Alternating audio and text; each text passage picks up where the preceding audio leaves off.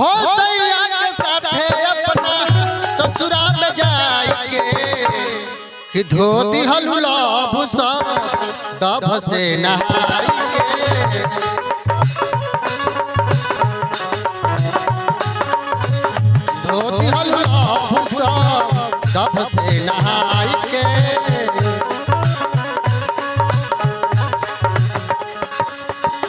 सैया के साथे अपना ससुराल में जाके